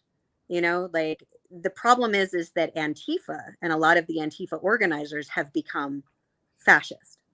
Yeah. They've taken on, it's just fa. And we joke about this all the time because there's a whole group of us that used to organize together that like in different places that like have the shared experience, the shared background of like watching in horror as the communities that we were a part of were sort of turned this weird corner and became exactly the things that we were all fighting against. And like many of them were completely unaware of it. And so I don't think, like, I'll give you an example. I was kicked out of a leftist online space a while back because it was a progressive leftist space, and they required that anybody answering a question had to state their gender identity, their race, their ethnicity, their pronouns, and something else, so that they could rate the value of what they had to contribute to the conversation. And I was like, listen, aren't we not supposed to be attributing value to a person based on their race, ethnicity, gender, or skin color? Isn't that like the opposite of what we're supposed to be doing? And so they promptly called me a fascist and kicked me out. Like, and the thing is I think that anybody with a shred of common sense understands that I was pointing out the fact that they were being fascist, and that that this is the part of what we're seeing within leftist, especially extreme leftist circles, is that they live in this echo chamber of like, patting themselves and each other on the back about what great people they are. And whoever dares to sort of step out of line is sort of, it's like this very high critical, like there's a lot of criticism, there's a lot of judgment, and there's a lot of stakes involved, in these environments. So that if you dare to have your own thoughts or you dare to ask things, you are not only ostracized, but they make an example of you. You're canceled. They come after you and they try to destroy you, and that's very much what the fascists did. That the like forcing people out, believing that people should be re-educated by force, believing that you should kill people who don't agree with you, silencing any dissent. That is fascism. I would love to double down on this question, because what you're saying is extremely interesting. Because for me, watching from the side, I could see that there are a lot of titles like Black Lives Matters, Antifa, Occupy Wall Street. Even here in Israel, it always seems like Aidai Midei Isav Kol Kol Yaakov, like the appearance is something, but the underneath power it's the same. It's almost the same. So how much of what you know about Antifa is basically even here in Israel? Like for me, and now after all our hostages are back, even the movement to get back the hostages, of bringing them now, or things like that. The energy of it seems similar, isn't it? Or like you are describing a real deep infiltration to those organization or those movements. So how much of this is also applied here in Israel? This is the question. So I do know for a fact that a lot of the far leftist organizations and publications in it looks like Yeah. Let's see. Try to say something just to make sure that you're still with us. She probably Yeah, has she's gonna come. to The Antifa is trying to take her intercept her. down. Yeah. wouldn't that be funny if I was being silenced? Not in our watch. You will never I be was like just silenced about at to the spill the tea. Yeah. Not in our channel. Just No. about to spill the tea, and I got kicked out. So I do know, as a matter of absolute fact, that some of the far leftist publications and organizations in Israel are also funded by outside sources. Things like Breaking the Silence, B'Tselem, Haaretz, other like plus 927 magazine. All of those people are receiving a lot of funding from either anti-Semitic European organizations or Qatari funding. Sometimes it's Qatari funding that's been funneled through, like laundered through another organization. But they are being paid to try and sow discord and discontent within Israeli society. And I think, like, thank God, I think that most Israelis have had enough direct experience. Oh yeah, actually, so Germany, I just saw that comment. I haven't been able to see most of the comments because they're too small. But Yeah, Germany have a very special Antifa. Yeah, especially in Berlin. This is the one Antifa group that I still think are doing really, really, really important work.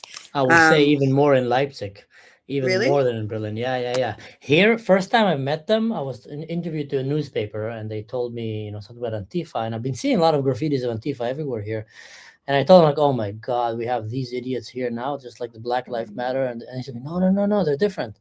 And then I went one day to a demonstration, and they are die-hard, hardcore pro-Israel and anti-fascist, like for real though. They go to pro-Palestine demonstration and they give them shit. They go and stand with the Iranians, with the Kurds, with the Druze. They're really standing brave to the name of being anti-fascist. And I've never seen, like, they gave me hope for the, call it the anarchist left kind of movements, because they're very much off the grid left. They don't like social media. They don't like the government to have control or power over them. They live a lot of time like off the grid, but they're serious. And that's when I realized, so that's how Antifa should look like. Yeah. So it's been kidnapped and hijacked, just like you said, by the cuckoos. Yeah. So that is my sort of crew. And the fact of the matter is that I think, like, especially in Western politics, and I can speak mostly, I don't feel comfortable speaking about all Western politics because I don't feel like I know enough about everyone, but I can definitely say specifically about American politics, like both the left and the right have like moved, like the goalposts of both the left and the right have moved very extremely, so that they're sort of like almost in the same place. And so a lot of those of us that used to feel very at home on the left, even the far left, have found ourselves not there anymore. We're now like either in the center or even on the right, which is very bizarre for a lot of people, because we're talking about the old left, like the vanguard of the old left, like the real progressives, the real liberals. My ethics and my politics have not changed at all. Like, I still believe in all of the same things that I believe. I mean, I'm a career activist, and I run an indigenous rights organization. That used to be the work of the left. Like, that used to be what the left stood for. Now we're seeing that the left has changed. And I think that for those of us who care more about like tachlis reality and truth, and less about being affiliated or like our emotional connection to like the name of a political party, we've all found ourselves to be politically homeless. You know, like this is a real, like pretty much any smart, thoughtful person in the West who consumes a lot of information or who has access to different cultures and countries and communities has found ourselves in the exact same situation, which is that we can't align ourselves with either the far right, the right, or the left so much because none of them have our interests in mind. Exactly. And by the way, some Shauna reminded us about the Hobbit shoes that we started as a joke, me and Khalifa, a long time ago, getting shoes for the Hobbits. So your question is, are German Antifa communists? Also money for the Hobbit shoes. German Antifa, from what I've seen, are not communist. No, they are.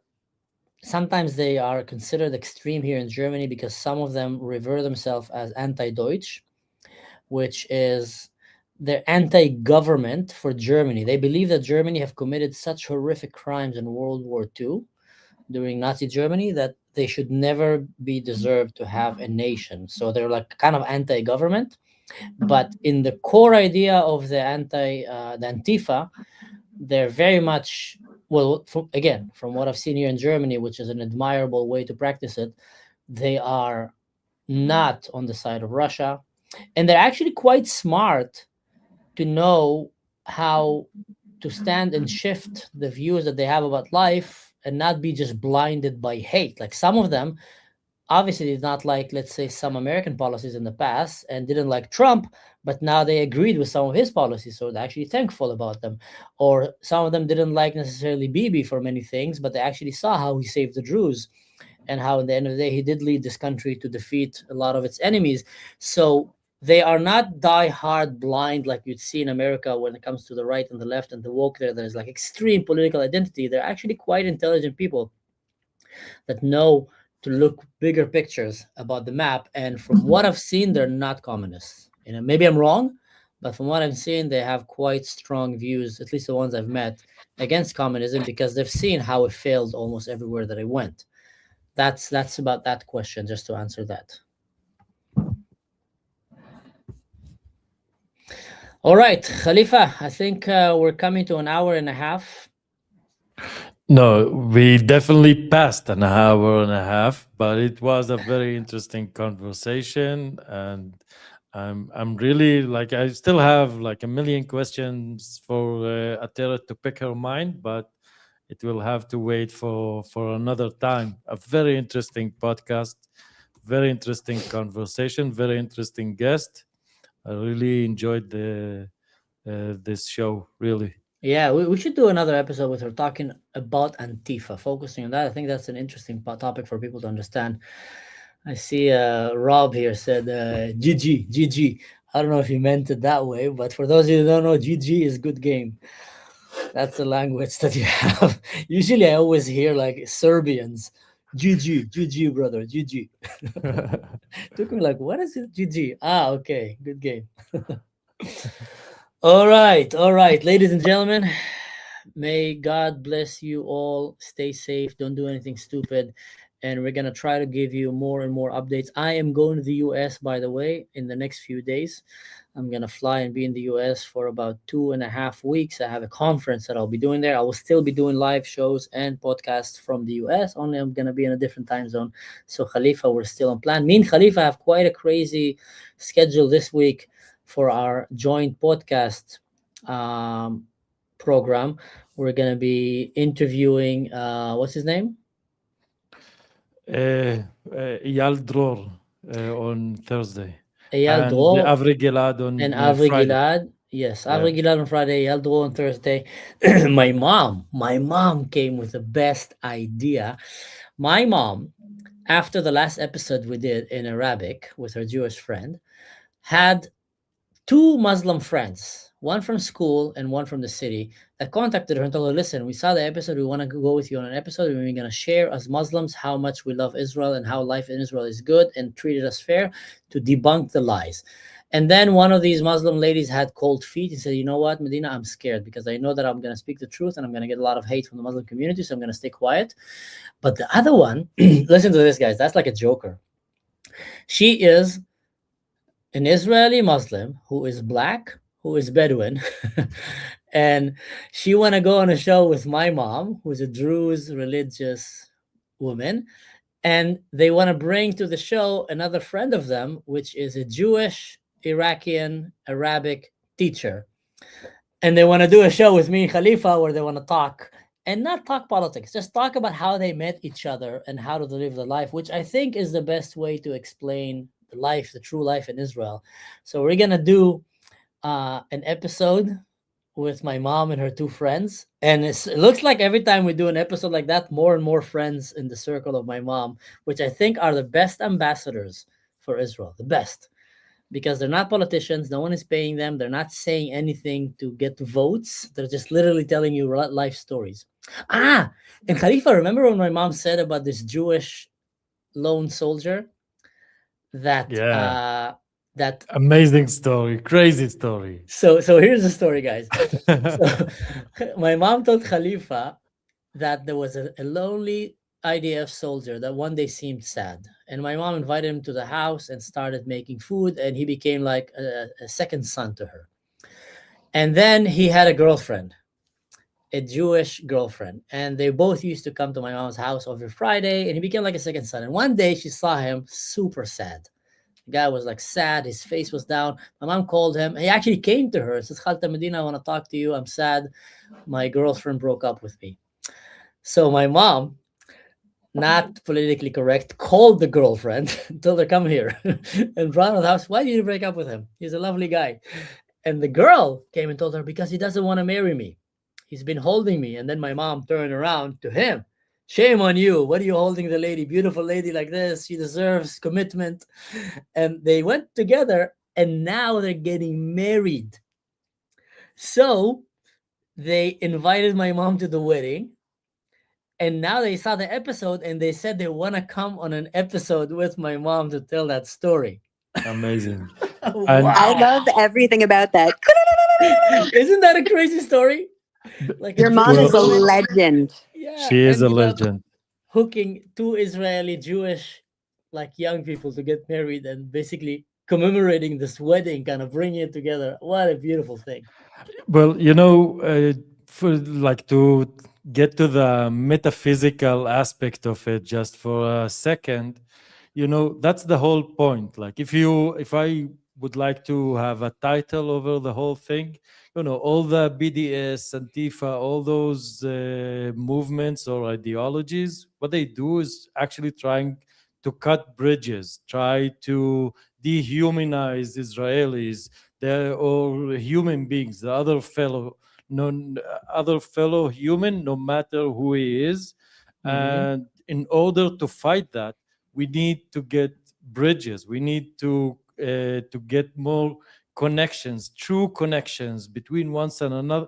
And a simple thing like ordering someone for a meal would open such a door that it's amazing, and it proves the case. And this is exactly what we should do with the Kurds, with the Druze: build bridges, help each other by life, not by I don't know, far high ideologies. It's simple. This is life. That's it.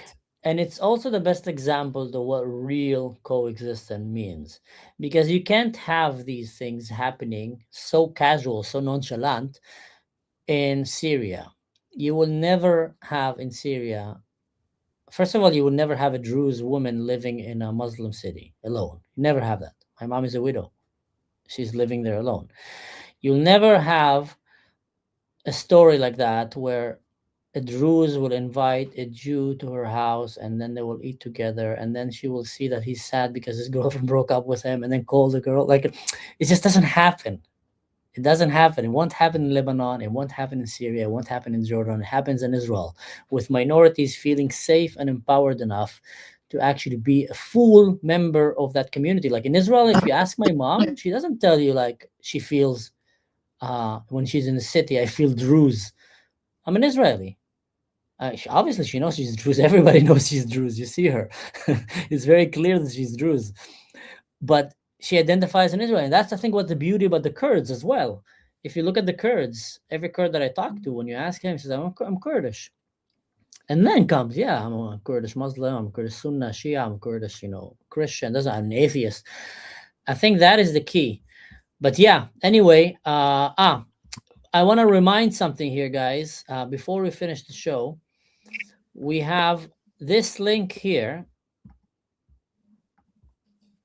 Let me put it. This link here is a way to support the work of Mr. Khalifa here. All right. No, it's important. We have the Mered Khalifim. Mered Khalifim is not this podcast. If you're watching it through my channel, you're not watching Mered Khalifim. You're watching the Ashkar show. If you're coming through Khalifa, you're watching it through Mered Khalifim. And I'm going to explain. Mered Khalifim is a Hebrew, and correct me if I'm wrong, Khalifa, it's not only a podcast, it's a Hebrew initiative of a podcast on one hand and also a Telegram group that is actually even bigger than the podcast on the other hand, which it's a community. It brings a lot of people that want to learn about the Middle East together, from the brightest minds and scholars all the way to the average Moshe and Chaim. And they share with each other a lot of knowledge about what's happening in the Middle East. Khalifa does a lot of translation and keep updating a lot of relevant news snippets that he finds from all over the Middle East, that he translated from Lebanon, from Egypt, from that, and he put it there. So it's a very good way to educate yourself. I think some people feel that they graduated Mered Khalifim more than they've learned in university about the Middle East and everything in between. So Mered Khalifim is also the podcast on YouTube, but also that. So if anyone want to support that initiative for the coming year that is coming right now ahead of us, and help him keep doing the work, as after all, this is becoming his main, well, he's a shepherd, and he's having to work as a shepherd as well to support his work. But this is the goal, that we're aiming to have a full independency on other means of income, so we can dedicate ourselves completely to the podcast and to the advocacy that we're doing. So if anyone want to do that and help, go and help support Khalifa here. Khalifa, both of you are doing really incredible work. Thank you, Tim. Can I also plug Indigenous Bridges? Absolutely, yes. Yeah, yes. sure. If someone can write it for us, or send it to us in the private chat, and we will link it here and we'll put it up. So if anybody's interested in seeing more about the work that we do, bridging communities, Indigenous communities around the world, we have a website. It doesn't have very much up on it, but indigenousbridges.com. .com is the important part, because some other person took indigenousbridges.org. So it's indigenousbridges.com. And we're also on Instagram. And I'm also on Instagram, Ateret Shmuel. And we talk, there's a lot of stuff that we're doing that it doesn't make it to the public view. We do a lot of bringing people together, actual face-to-face community building events. We're working right now on putting together a Indigenous Women's Voices of the Middle East and North Africa conference that will be online and available and accessible in English for the West to understand. That's coming up. And so, yeah, if anybody's interested, indigenousbridges.com is how to get in touch with us. All right. Yeah. And here, Ainora the Legend have put also your plug here for your Instagram. And you guys can go and follow her also on Instagram, our guest today. And from there, I'm sure you'll be able to get all the relevant links as well to go and support the work that she's doing. There's a lot of these independent journalism and independent activists. Well, there's not a lot, but there is. And now when we all came together to help defend Israel and our Western values and the minorities in the Middle East, it's easier to find us. We're kind of hubbed around the same area, same place. We are not supported by big Qatari organizations and Turkish money and I don't know what.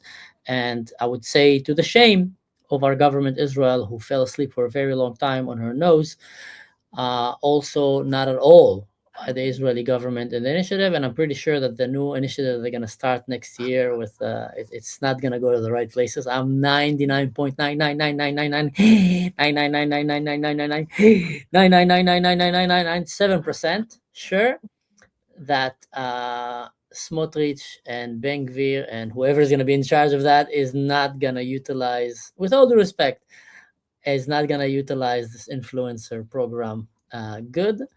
I mean, we're not going to get our $7,000 checks still. Yeah, No, still no. not. When I say I don't think they're gonna utilize it good, is because I think they're missing the whole point. They're probably gonna spend it on some celebrities and like selected few that are preaching to the choir, and it's nice. It's nice that you have like someone that talks and other Israelis feel good about it, and your crowd feel yay, But it just defeats the purpose. Like if you really want to change the world, you need to start entering the gaming streaming. You need to start entering and building new podcasters to have the future Joe Rogans and to have the future PDPs. You need to start building right now big platforms that will have a voice, that will reach universities, that will reach the feminists, that will reach the streamer kids that are getting big. There's right now a guy named the Burnt Peanut. He's dressed like a peanut. He looks like a peanut. He have more voice than CNN. Like luckily he's more on the normal side, like he's hilarious, but he have more influence around the world in media. But so these guys, they don't know these things, they're gonna just end up giving the money to some And the very truth famous. is, so many of us, that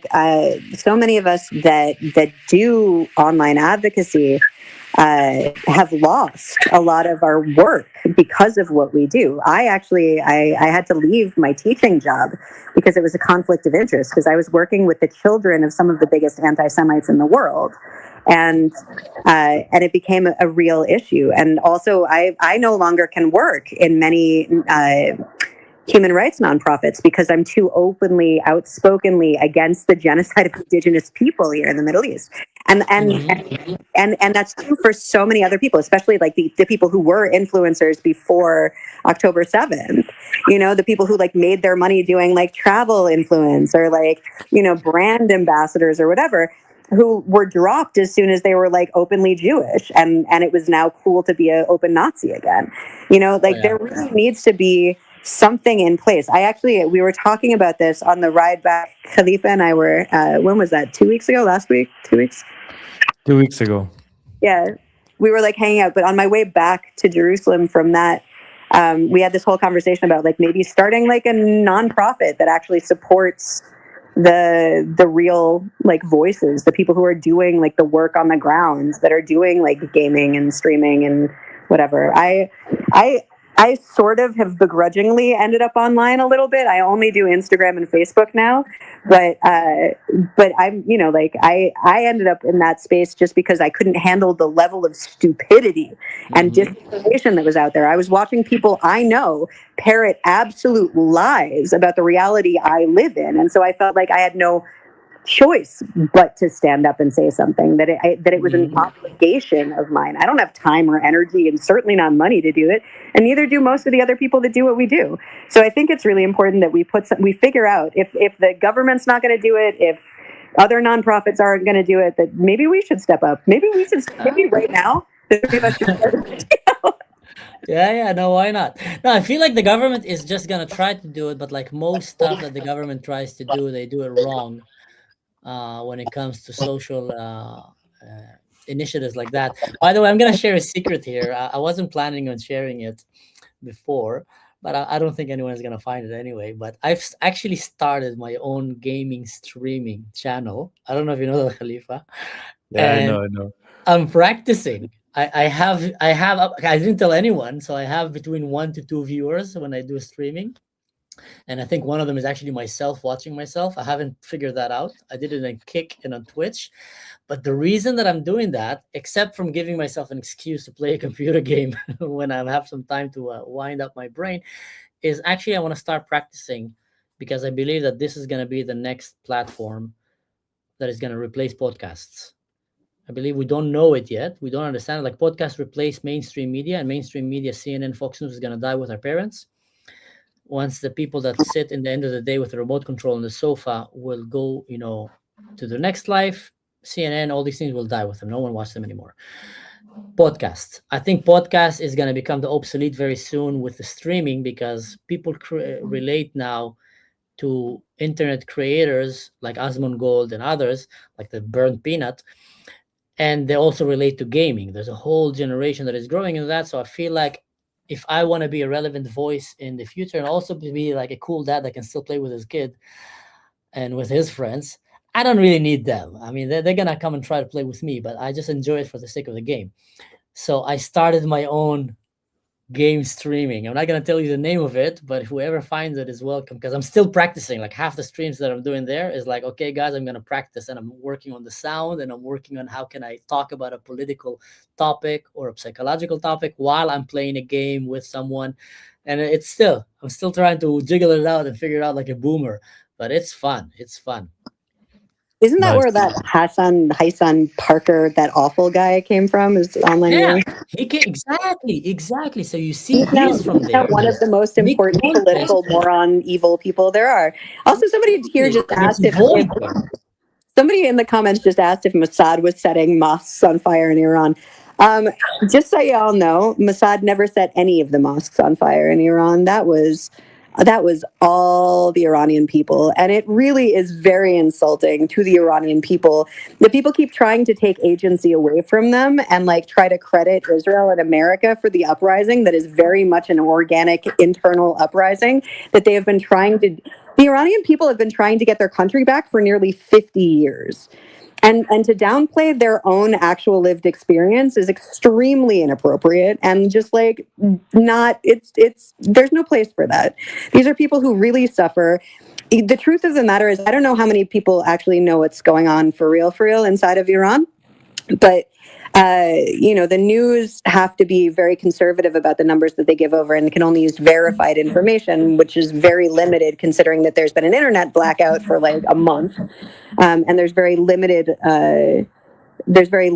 people like speaking, able to connect. But the numbers that I'm seeing and the numbers that other humanitarian workers and human rights organizations and other people with connections inside of Iran are seeing, it looks to be between 50 and 80 or 100,000 people that were killed in a week. Okay, Wow. that makes it the worst massacre in the history of humanity since Baba Yar in the Holocaust. Okay, nothing has taken. There is nothing in that even compares in scope and brutality to the slaughter of the Iranian people, and they took to the streets en masse. It was not the Americans. It was not the Israelis. It was the Iranian people, because they have been suffering so horribly for so long that they were willing to give their lives to try and protect their people and to get their country back. They went barehanded, they went unarmed against their military. Okay? So the fact that anybody would even claim that it was Mossad that was involved in this, despite the fact that, yes, we here in Israel love the Iranians. We want their freedom and safety and rights almost as badly as they do. These are ancient friends of ours, especially the Jews and the Persian people go back 2,500 years. Cyrus the Great is in our Torah. Like I think everybody in Israel is willing to suffer and be in our bomb shelters for as long as it takes, so long as it frees the Iranian people. But we are not the people that are out there giving our lives and sacrificing our bodies to get back Iran. And so it is really insulting to try and And, take the agency from the Iranian people themselves. and we don't need the Mossad to do it from the first place, because we bombed everybody that we wanted basically on the 12-day war. We killed their chief of staff one after another. So come on, people. All Yeah, right, also, let's. there were some interesting gas leaks that just happened, though, especially in buildings that didn't have gas mains. Yeah. All right, let's call it a show, Mansour show. All Thank you so right. much for having me. I'm sorry about all of the internet problems. No, all good. We're a pleasure having you here, and I wanna take a moment to just say thank you to Ainora for being Oh my such a. God, we have a hi from Venezuela. Thumbs up for Venezuela. Amazing. We Marhaba, love you guys, marhaba. Druze guys in Venezuela. May you be free, and we will visit you and have a prosperous country. All the people basically that are pro-life, stand up. Let's all get together and fight for our right to live. So thank you, brother. Thank you so much. No, Amazing. always a pleasure having. And I want to thank also Inora here, who's doing a great job moderating and also keeping track of different trolls and different weirdos that are coming from different channels. She's really on top of it. So thank you so much, Inora. Appreciate. We want to appreciate everybody that came here, guys. Thank you for coming and sticking around for the show. Don't forget a very important message, which is don't do anything stupid and just make good choices. So stay safe. See you next time. And Ateret, it's always a pleasure. And next time to do it when you have a laptop or something, so we can do a better even with the video. And we want to talk about Antifa. We want to talk about maybe Antifa and give it like a proper explanation. What's the different branches of Antifa and what does it stand for? But until then, guys, stay safe and see you next time. Ma salam, everybody. Bye-bye.